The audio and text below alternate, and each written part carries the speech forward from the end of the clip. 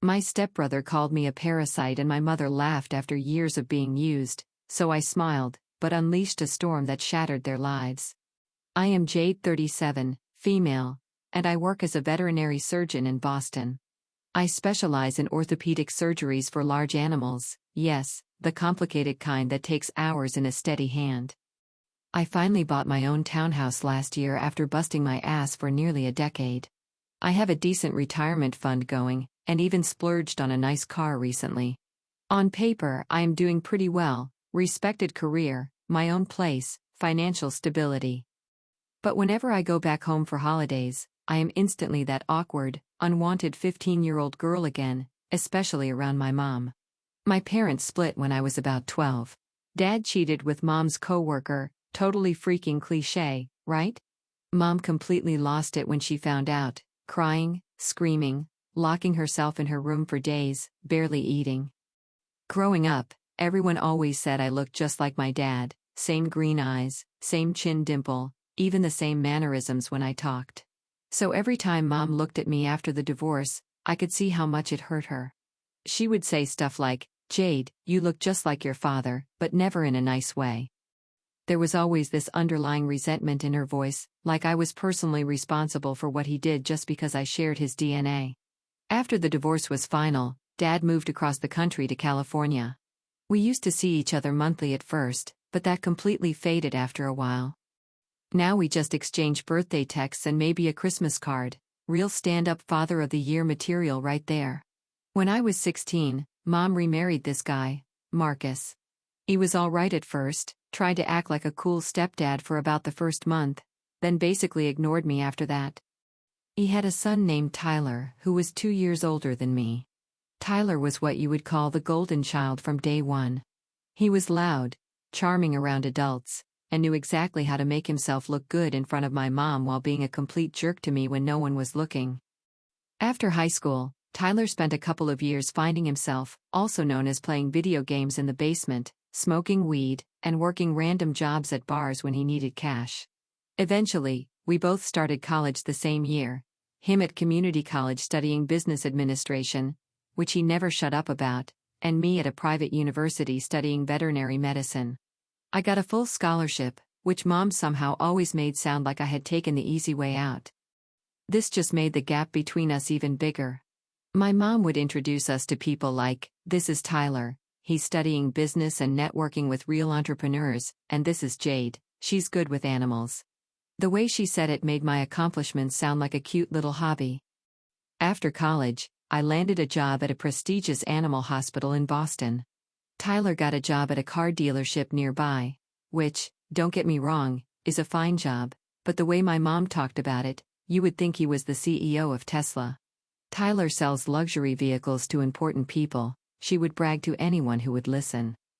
Meanwhile, I would be performing complex surgeries, saving animals' lives, and she would be like, "Jade still plays with dogs at that clinic."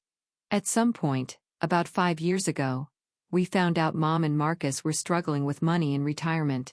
Marcus had apparently made some bad investments, and their savings were drying up fast, so Tyler and I agreed to help them out.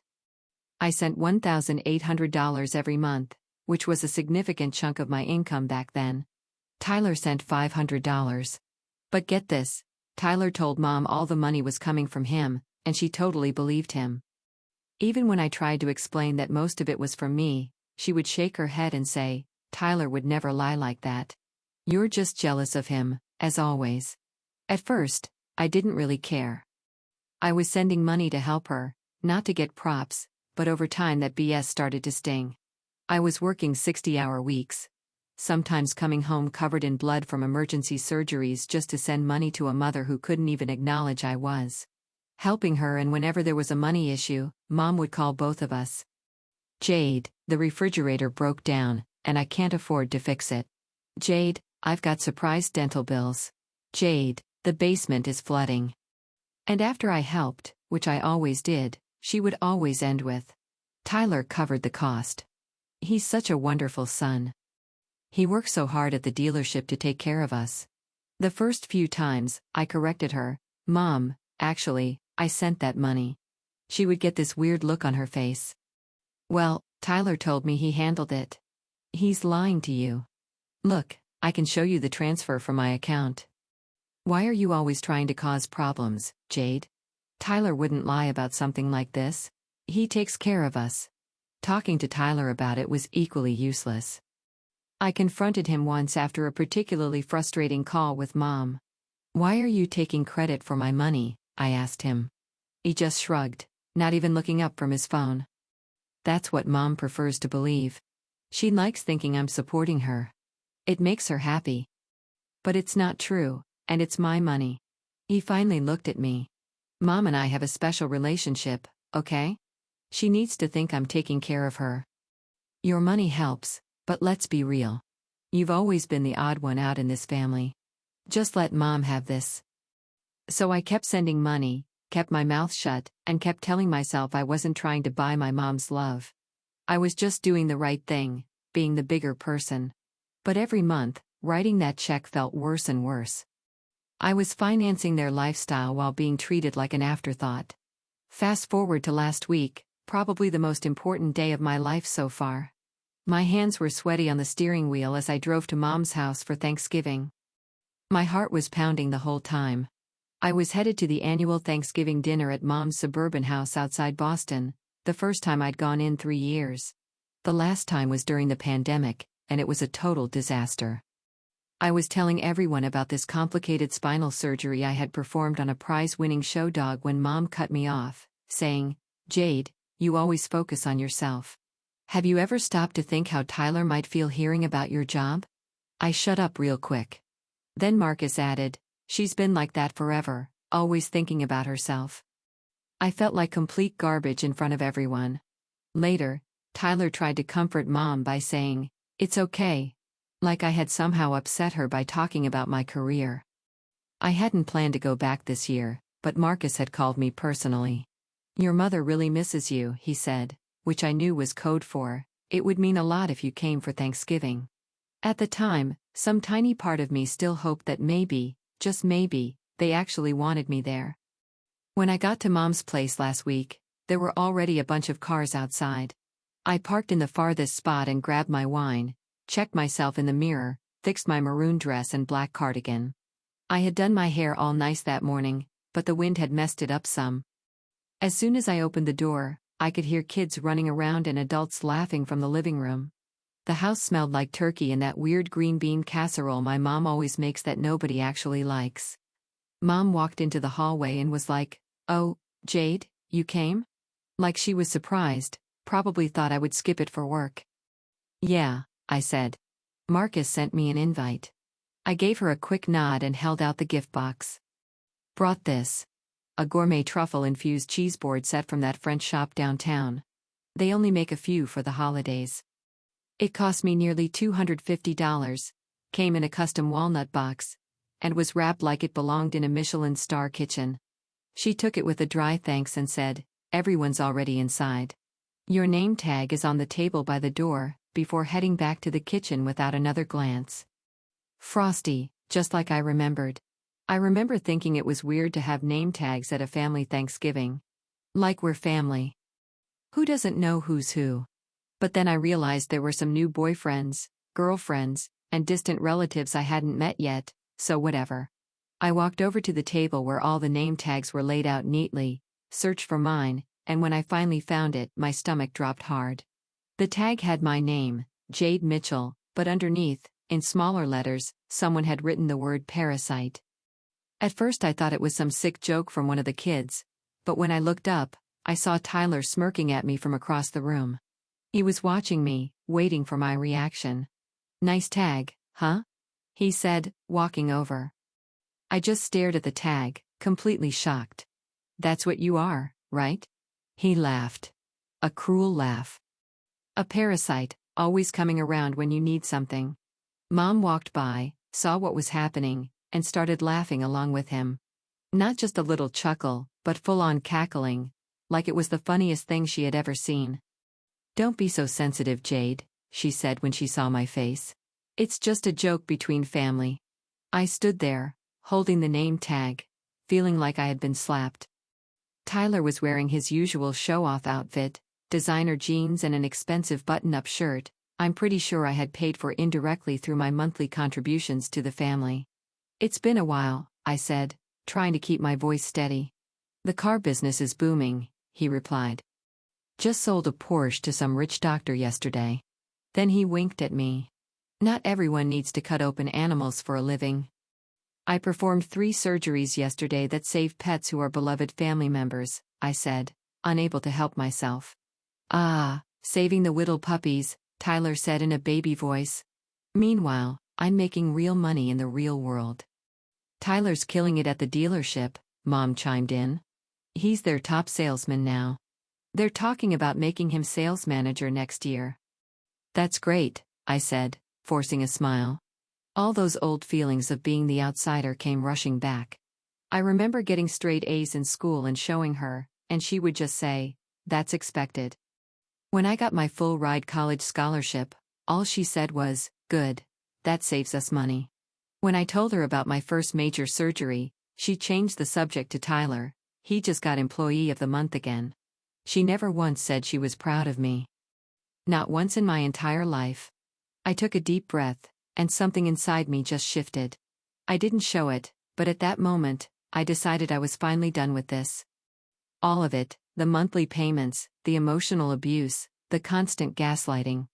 I was done. You good? Tyler asked with fake concern. I'm fine, I said with a small smile. Let's go say hi to everyone. There were about 20 relatives in the living room, uncles, aunts, cousins, some I hadn't seen in years. I greeted them all politely while they bombarded me with the usual questions. Jade, you're still single at your age? I heard you work with animals, that's nice, but don't you get tired of the smell? When are you going to settle down and have kids? Your biological clock is ticking. Don't you think it's time to find a real career? Being a vet is great, but you can't support a family on that. I smiled and answered everything nicely. By then, I had hidden the Parasite name tag in my purse, replacing it with just my name, but I kept the original one. Something told me I might need evidence of their behavior someday. As I circulated the room, I noticed something interesting. Marcus was talking to my Uncle Pete in the corner, and they both kept looking at me and then quickly looking away when I caught them. Later, I overheard Marcus saying something about investments and funding. I filed that away mentally. Something didn't feel right. My cousin, I'll call her Mia, who I have always been close with, pulled me aside. You okay? She asked quietly. You look tense. I'm fine, I lied. Just tired from work. I heard what Tyler's been saying about you, she whispered. That you're jealous of his success, and that you've been trying to cause problems between him and your mom. I almost laughed. Is that what he's telling people? He told everyone you stopped contributing to your mom's monthly expenses because you're selfish, but then he stepped up to cover everything. Did he now? I said, my blood boiling. Well, that's interesting, considering I'm the one who's been sending $1,800 every month for the past 5 years. Mia's eyes widened. Are you serious? He's been taking credit for your money? Yep, and Mom believes him. That's so messed up, Jade, you need to say something. I shook my head. Not today, but trust me, I will. When dinner time came, everyone sat at the big table as Mom paraded around with the turkey. The table was loaded with all the traditional stuff. Mom always did go all out for Thanksgiving. It was her time to show off to the extended family. She started the meal by asking Tyler to say grace, which was hilarious considering I had never once seen him set foot in a church. But he put on this whole performance, talking about blessings and family unity, while I sat there thinking about the name tag in my purse. After the prayer, Mom started bragging about Tyler's recent success. Tyler sold the most expensive car at the dealership last month. The commission he made was unbelievable. Tyler smiled smugly. It was all right, he said, fake humble, just doing my job. He's always been so modest, Mom said proudly, her face lighting up. And he just bought a new boat. He's taking us all out next summer. I stayed quiet and kept eating. I had tried for years to get her approval, convinced myself I didn't care anymore, but deep down, it still hurt every single time. How about you, Jade? Asked Aunt Patricia. How's life in Boston? Before I could answer, Mom jumped in again. She's always working. She barely picks up the phone. Being a vet surgeon is demanding, I explained, but I enjoy it. A few weeks ago, I successfully performed a rare spinal surgery on a Great Dane and saved its life when 3 other vets said it couldn't be done. You must be rich now, Mom said, dropping her wine glass on the table a little too hard. But I guess you're too busy to think about your family, right? No one spoke for a second. That's not really true, I started, but Mom quickly stood up. Oh, I forgot the cranberry sauce, she said, rushing to the kitchen. Tyler gave me a fake sympathetic look. Don't take it personally, she just misses you. Right, I said. That's why she laughed at the Parasite name tag. It was just a joke, he said, but his eyes were cold. Maybe if you visited more than once every 3 years, she wouldn't feel the need to joke like that. I took a sip of my water instead of responding. No point arguing with someone who would never admit they were wrong. My aunt looked uncomfortable. Well, I think it's wonderful you're doing so well in your career, Jade. Not many women make it to surgeon level so young.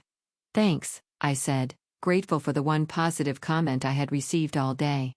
After dinner, when it was time for dessert and coffee, Marcus stood up with a glass in his hand.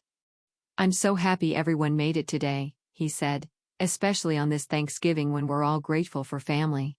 He made this whole speech about how important family is, how blood is thicker than water, and how we all need to support each other through tough times. Real rich coming from a guy who had been taking my money for years while treating me like garbage. Then he proudly talked about Tyler's recent achievement at the dealership, and how Tyler was supporting the family and making sacrifices for all of us. He didn't say a single word about me, not even one. During his speech, I glanced around the table. Most of the family was nodding along, buying this whole performance, but Mia caught my eye and rolled hers slightly. At least someone saw through the nonsense. When people clapped at the end of Marcus's speech, I slowly took out my phone and checked some emails. One in particular made me smile for the first time that day. It was from a friend who worked for the State Financial Crimes Unit. Call me a sap, found something interesting in those records you sent. I put my phone away, my mind now clear about what I needed to do. Years of therapy had taught me that sometimes the only way to deal with toxic people is to cut them off completely. But in this case, I decided cutting them off wasn't enough. They needed to face consequences for once in their lives. As I helped clear the table after dessert, Tyler cornered me by the kitchen. Hey sis, he said in that fake friendly voice he used when he wanted something, I've been meaning to ask you about something. What's that? I asked, loading plates into the dishwasher. I'm looking at investing in some property, and I know you've got that fancy Boston salary. Thought maybe you'd want to get in on the ground floor of something big. You want me to invest in your property? I asked, raising an eyebrow. Yeah, it's a sure thing. This guy I know is flipping houses in this up-and-coming neighborhood. Triple your money in 6 months, guaranteed. Sounds too good to be true, I said. That's because you don't know the real estate market like I do, he said condescendingly. I was thinking maybe $50,000 to start. You must have that sitting around. That's when I finally snapped. Yeah, that's going to be a hard no, I said, not even pretending to sugarcoat it. If you're desperate, maybe try asking someone who doesn't remember being called a parasite over Thanksgiving dinner. His smirk faltered, but he still tried to play cool. You sure? This opportunity won't last forever. Neither will your freedom, I shot back, so maybe focus on that. Then I walked off before he could open his mouth again. As he walked away, I noticed Mom watching us from the doorway, a strange look on her face. She had heard the whole conversation but didn't say a word. Later that night, as everyone started to leave or head to their assigned sleeping areas, I was given the pull-out couch in the basement, of course, while Tyler had his old room preserved like a shrine. I overheard Marcus and Tyler talking in the garage. Did she go for it? Marcus asked. Not yet, but she will, Tyler replied. She's always trying to prove she's better than everyone. She'll want in just to show off. We need that money by next week, or the whole thing falls apart. I know, don't worry. She's good for it. Worst case, I'll tell her Mom needs emergency surgery or something. She always falls for that. I quietly backed away, my suspicions confirmed. They weren't just using me for monthly support, they were actively trying to scam me out of even more money. That night, lying on the uncomfortable pull-out couch, I made a plan. It was time to stop playing the victim in this family dynamic. I had the resources, the evidence, and now the motivation to finally stand up for myself. The next morning, while everyone was still out cold from the Thanksgiving food coma, I slipped into the basement guest room and made the call. The agent on the line didn't waste time. He confirmed everything I had been piecing together. Tyler had been pushing shady loans onto elderly people, setting them up to fail so he could rake in commissions, then circling back to resell the same vehicles for more profit. It was a twisted little operation and illegal from every angle. As if that wasn't enough, Marcus had been pocketing my monthly payments under the table, labeling them as fake business income to skirt taxes. I agreed to give a full statement, hung up, and walked upstairs, calm as ever, catching Mom half asleep making coffee. Totally clueless that the storm I had quietly unleashed was already on its way. "You're up early," she said. "Just have some work to do," I replied casually. By midday, most of the extended family had left. Only the core remained: Mom, Marcus, Tyler, and a couple of cousins who were staying the weekend. As we sat for leftover turkey sandwiches, Tyler's phone rang. His face went pale as he answered it. "What? No, there must be some mistake," he stammered, walking out of the room. When he came back, he looked shaken. "Everything okay?" I asked innocently. "Just work stuff," he muttered. Mom looked concerned. "What's wrong, honey?" "Nothing," he snapped. "Just some mix-up with a customer's financing." I hid my smile behind my napkin. It wasn't a mix-up at all, it was the beginning of the end. During lunch, I decided to play dumb and get more information. "So Tyler, tell me more about this investment opportunity. Who's the developer?" Tyler's eyes lit up, thinking I was actually interested. "I knew you'd cave. It's this guy Marcus knows from his construction days. They're buying foreclosed properties, fixing them up and flipping them. Sounds interesting. And you said I could triple my investment in 6 months?" "Easily," he said. "We've already got 10 investors on board." I asked if any of them were familiar, and he casually dropped that the sweet neighbor down the street had thrown in $30,000, and some retired couple had gone all in with their entire savings. I nodded, making mental notes of names. "And where are these properties located?" "All over," he said vaguely.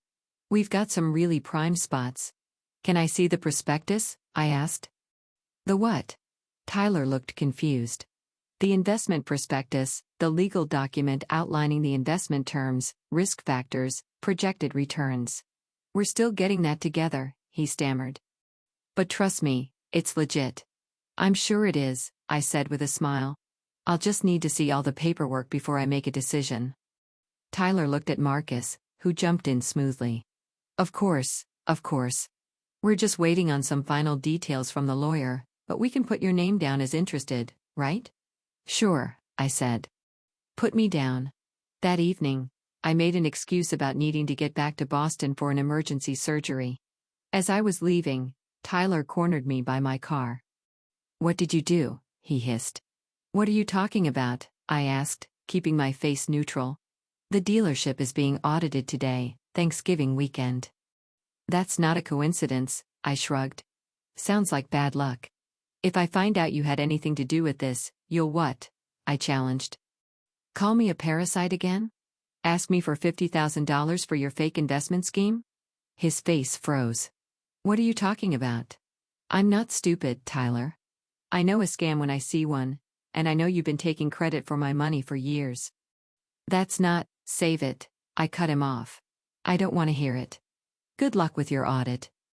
I got in my car and drove away, watching his angry face grow smaller in my rear-view mirror.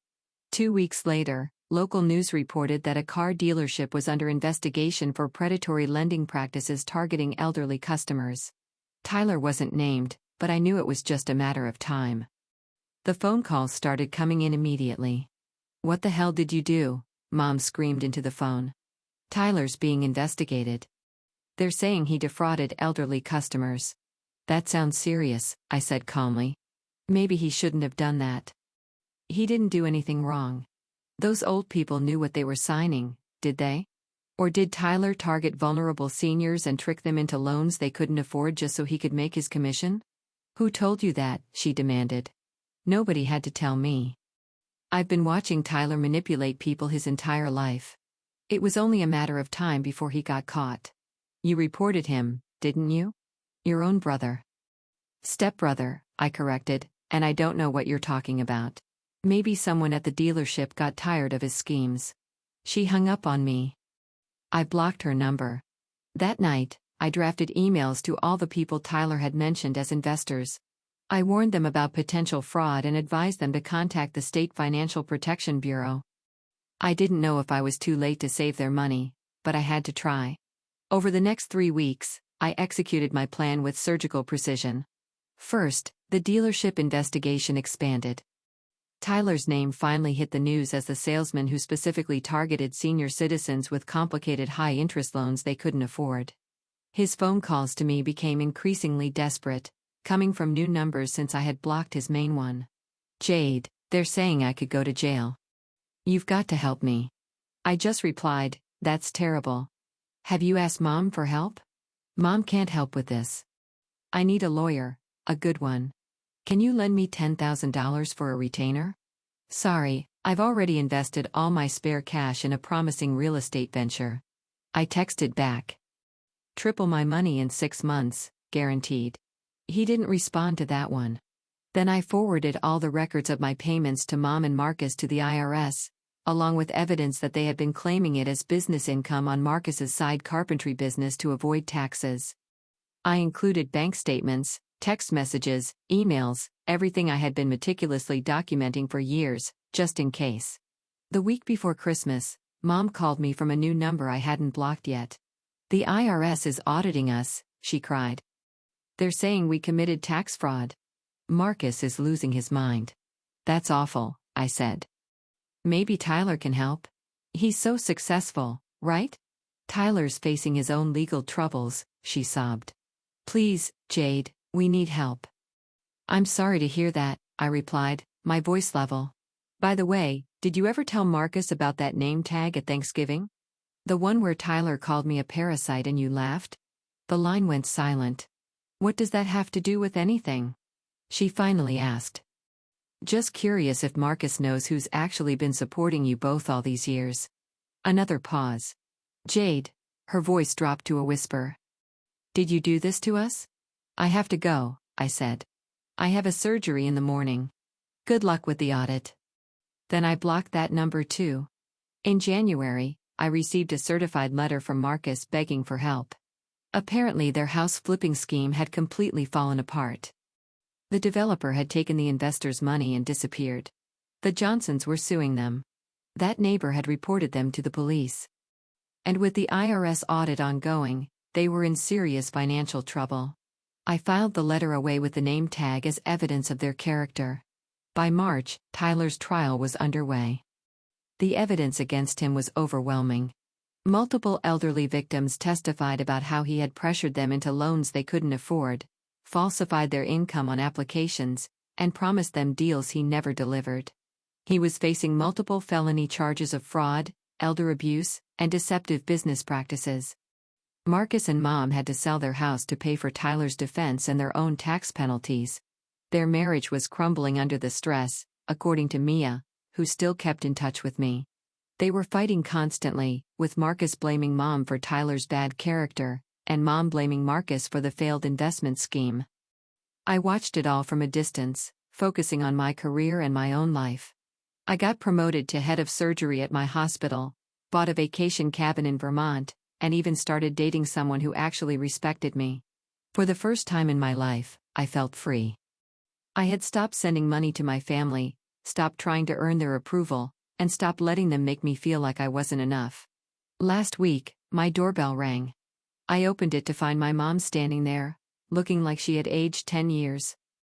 Jade, she said, her eyes hollow. Can I come in? I have nowhere else to go. I studied her, the domineering woman who had belittled me my entire life, now standing broken on my doorstep. Why should I help you? I asked quietly. Because I'm your mother, she said, like that explained everything. You know, I said, leaning against the doorframe. I kept sending that money for years, not because I wanted credit, but because I thought eventually you'd see me, actually see me. But you never did. I can change, she whispered. Things are different now. Tyler's going to jail. Marcus left me for his secretary. The house is gone. I've got nothing left. So now you come to me? I asked. Now that everyone else has abandoned you, suddenly I'm worth something to you? I know I've made mistakes. Mistakes? I cut her off. You spent my entire life making me feel worthless. You laughed when Tyler called me a parasite when I was the one supporting you. You took my money for years while treating me like garbage. Those aren't mistakes, Mom. Those are choices. I'm sorry, she said, tears running down her face. I really am. I can change too, I replied. And I did. Goodbye, Mom. I closed the door gently and walked back to my living room. Feeling lighter than I had in decades, a week later, Mia called to tell me that Mom was living in a women's shelter. She's got nowhere to go, Jade. Couldn't you help her just a little? I helped her for years, I said. Now she can help herself. That's cold, Mia said. So was growing up with her as a mother, I replied. 6 months later, I received a letter at my clinic. I recognized the handwriting immediately. It was hers. My hand shook as I opened it. Inside, in angry writing, it said, Jade, I will never forget how you ruined everything. I raised you, and in return, you turned into an ungrateful, cruel person. Tyler had a kinder heart than you ever did. What a curse it was to have a daughter so heartless, just like your father who abandoned me. You are no different. You destroyed my world and felt nothing. May God punish you, Diana. I quietly put the letter in the garbage. The past doesn't own me anymore. I don't need to go back there. This is my life now, strong and free, built from everything I survived. Today, Tyler is serving 5 years for fraud. Mom is working at a gas station convenience store and living in a tiny apartment with a roommate. Marcus moved to Florida with his secretary. The developer who ran their investment scam was caught and is also facing prison time. And me? I just got promoted to chief of veterinary medicine at my hospital. I bought a second investment property. I'm engaged to someone who loves and respects me. I'm finally living the life I deserve.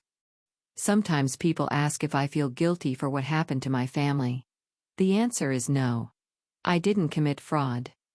I didn't scam elderly people. I didn't evade taxes. I simply stopped enabling them and let the consequences of their own actions catch up to them. After a lifetime of being used, manipulated, and devalued, I finally stood up for myself. And that's something I'll never feel guilty about. Sometimes I think about that Thanksgiving dinner and that stupid Parasite name tag. It was such a small thing, but it was the moment everything changed for me. It was like seeing my entire life with my family in perfect clarity for the first time. I think about all the Thanksgivings, Christmases, and birthdays where I was treated as an afterthought while Tyler was the golden child. I think about the $1,800 I sent every month for 5 years. That's over $100,000 total, while being called a parasite behind my back. And I don't regret a damn thing about how it all turned out. The thing about enablers is that they'll keep taking as long as you keep giving. My mom, Marcus, Tyler, they were never going to change as long as I kept playing my assigned role in their messed up family dynamic.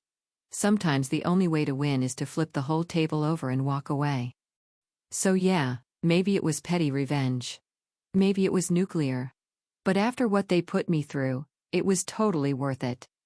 For those saying I'm the jerk for not helping my mom, where was this energy when she was treating me like garbage for over 30 years? I didn't put her in the shelter, her choices did.